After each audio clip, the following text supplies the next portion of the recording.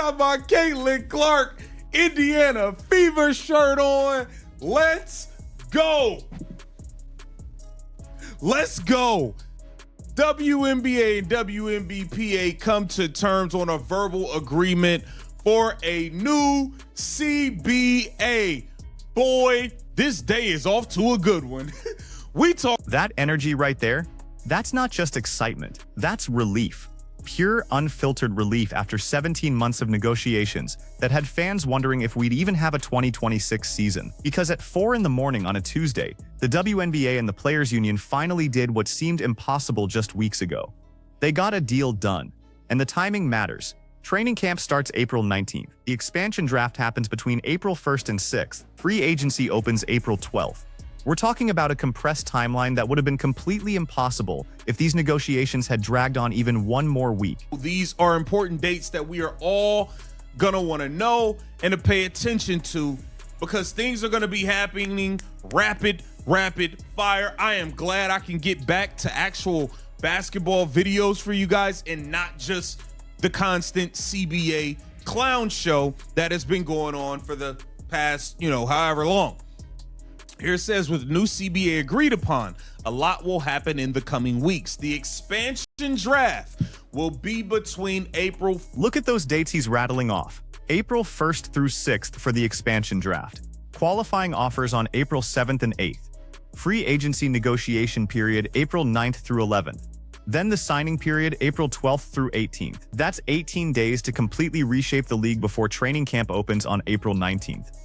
Commissioner Kathy Engelbert had already warned that delays in the CBA would force them to push back training camp. And if training camp got delayed, there'd be no preseason games on April 25th, which means the May 8th season opener would have been in jeopardy. We were that close to losing games. But here's what makes this deal different from every previous WNBA collective bargaining agreement. For the first time in league history, player salaries are tied directly to a meaningful share of league revenue. Not a token percentage, not a symbolic gesture. An actual revenue sharing model that grows as the league grows. Directly to revenue growth. Okay, the Supermax salary will be 7 figures. The salary cap is likely at $6.5 million or above, okay? Expansion draft, qualifying offers, free agency in early to mid-April. Training camp begins April 19th. Preseason games, April 25th. So we're getting preseason games. You got to remember, Kathy Engelbert said that they were in danger of having to push back training camp. And if they'd have pushed back training camp, there would have been no preseason game on April 25th. But we got that done, and the regular season kicks off. 7 figures. The Supermax salary will be 7 figures for the first time in WNBA history. And that's not the ceiling. That's the starting point under this new structure, because the salary cap is projected at $6.5 million or above, which means we're looking at team payrolls that would have been unthinkable under the old CBA. Average player compensation is expected to exceed $500,000. Read that again. The average WNBA player, not just the stars, will make over $500,000 per season. That's transformational money for a league where players were making WNBA minimum salaries of $60,000 just a few years ago. And this isn't charity. This isn't the league doing players a favor. This is a revenue-sharing model where player compensation increases as league revenue increases. The WNBA hit their revenue-sharing target for the first time in 2025, largely driven by Caitlin Clark's impact on attendance, merchandise sales, and television ratings. Now players get to participate in that growth directly. Resources for family planning and parental leave. It redefines what it means to be a professional in this league. Okay, here it says, we're proud of these players. We think it's a fair win-win deal for all, and we wouldn't be standing here right now. This agreement came after 8 days of in-person marathon bargaining sessions between league and union leadership beginning last Tuesday. All right, this thing has been going on so long. It says the rotating group of attendees for the league and union over the course of more than 100 hours of negotiation. Housing, retirement benefits, family planning resources, expanded parental leave. These are the professional standards that male athletes in major sports leagues have taken for granted for decades.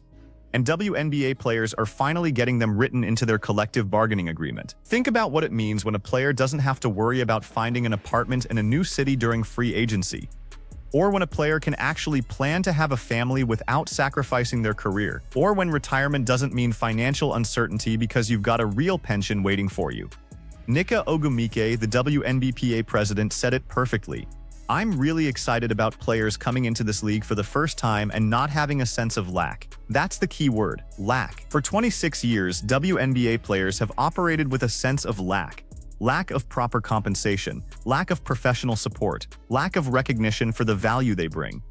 This CBA changes that fundamental relationship, and it changes it at exactly the right moment, because the league is about to add 2 expansion teams, conduct a massive free agency period, and launch a 2026 season with more national attention than any season in WNBA history. Here says, Kathy and her team understood the players' wins were the league's wins. Jackson said that our stories of success are shared stories of success, okay?